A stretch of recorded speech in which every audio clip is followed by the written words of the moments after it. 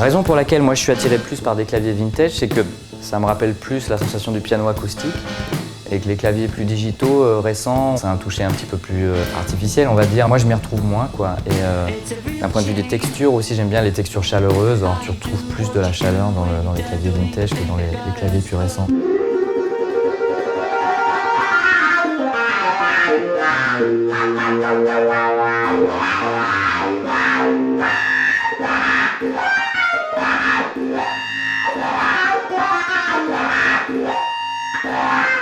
Pour ce qui est du clavier, le grand maître, c'est Stevie Wonder, notamment parce qu'il utilise ce clavier, en fait, le clavinette.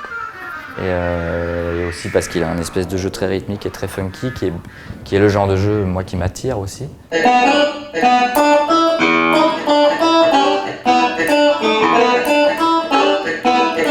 Superstition, c'est sur un clavinet C.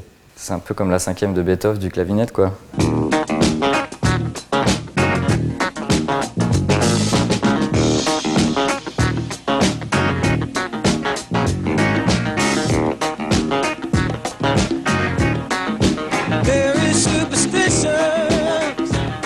Donc ça, c'est le clavinet. Et donc c'est fait comme ça. La touche vient taper avec un petit marteau, un petit tampon, une corde qui est comme une corde de guitare électrique qui s'accorde ici, comme une guitare. Et la vibration est reprise un peu plus loin par un micro, un pick-up. Tu sors ton signal ici avec un jack de l'autre côté derrière. Tu vas dans tes pédales pour faire encore plus de bruit et embêter encore plus le voisin. Et tu vas dans ton ampli derrière.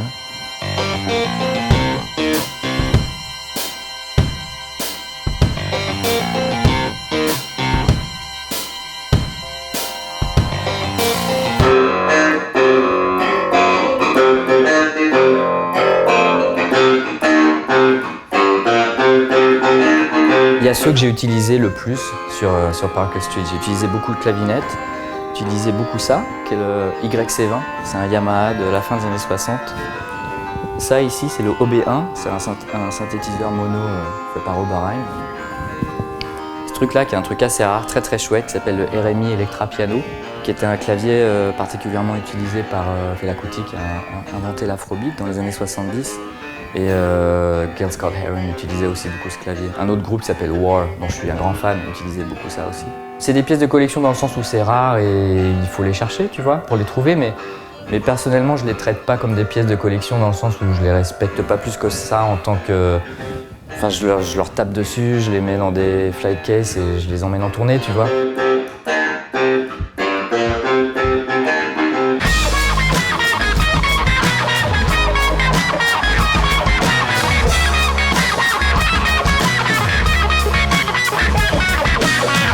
En fait, à partir du moment où j'ai commencé à faire de la scène, même juste en tant que claviériste, dans différents groupes dans les années 90, je me suis vraiment fait cette réflexion, je me suis dit, bon bah, si tu vas y aller, si tu vas te retrouver sur scène, c'est soit tu vas être tétanisé parce que tu es timide, soit il faut y aller carrément et mettre les bouchées doubles, quoi. Et donc je me suis dit, bon bah, autant donner un show aux gens, autant leur donner un truc à regarder, donc allons-y. Et voilà, d'où cette idée de danser derrière les claviers, de faire un peu la fête, quoi.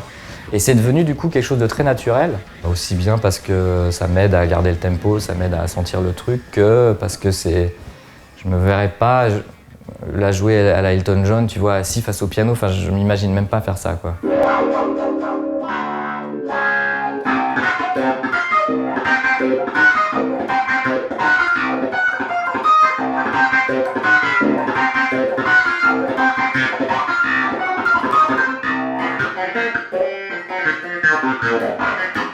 Wow.